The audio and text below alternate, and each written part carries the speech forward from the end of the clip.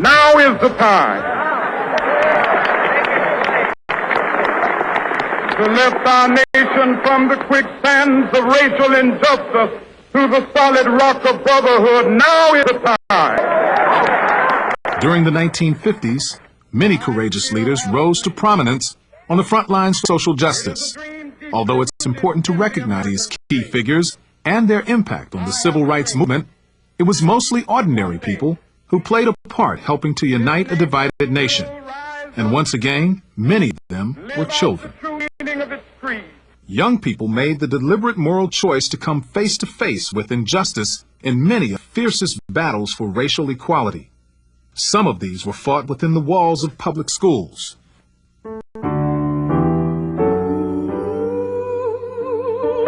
Through a landmark case known as Brown versus the Board of Education, the lawyers for the NAACP, the National Association for the Advancement of Colored People, argued and won a Supreme Court decision which stated that segregation in public schools is in fact illegal. It was a 7-year-old girl from Topeka, Kansas, who helped overturn the decision that kept black and white children from attending the same schools.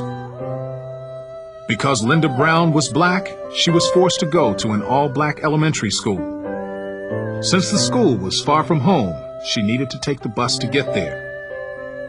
The only way to catch the bus was to walk through a train switching yard.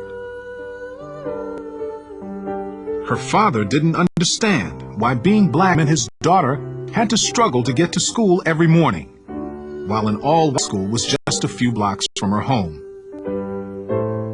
On May 17, 1954, with the help of her father and attorneys from the NAACP, including Thurgood Marshall, Linda's long walk came to an end.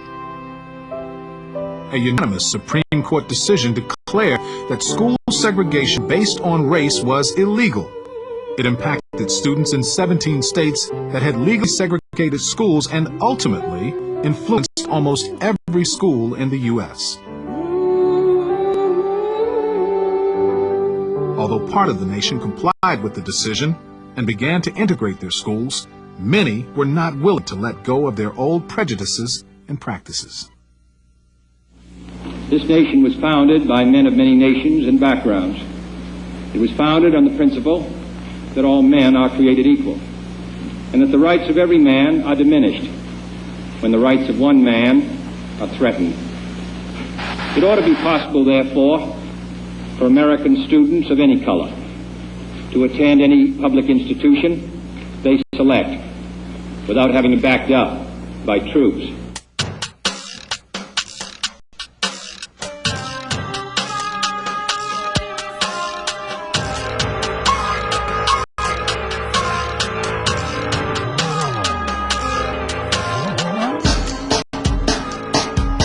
Chaos and angry faces outside of Little Rock High School on September 4th, 1957, were evidence that the struggle for racial equality was far from over.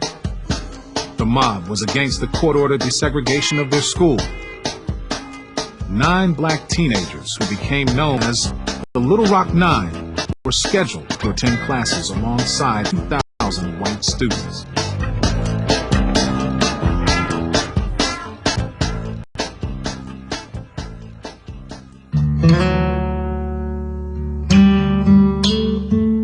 We began moving forward. The eerie silence of that moment would forever be etched in my memory. All I could hear was my own heartbeat and the sounds of boots clicking on the stone. Step by step, we climbed upward, where none of my people had ever before walked as a student. Amid the threats, spit, and fury of a raging mob, the children walked forward. It was children who had to return each morning to face the persistent voice of segregation and hatred. They did it so they and eventually their children might someday be treated as equals. Weeks after school started, it still wasn't safe for the children to enter the building. It took the brave efforts of a few teachers, parents, students, and finally, intervention from the president to control the angry resistance. Eisenhower sent 1,000 paratroopers to join 10,000 members of the Arkansas National Guard who were required to provide protection. As the rest of the nation watched television reports from the security of their living rooms, 9 courageous young people confronted generations of resistance to change. If resistance to the federal court order ceases at once, the further presence of federal troops will be unnecessary. The city of Little Rock will return to its normal habits of peace and order, and a blot upon the fair name and high honor of our nation in the world will be removed. Thus will be restored the image of America and of all its parts as one nation, indivisible, with liberty and justice for all.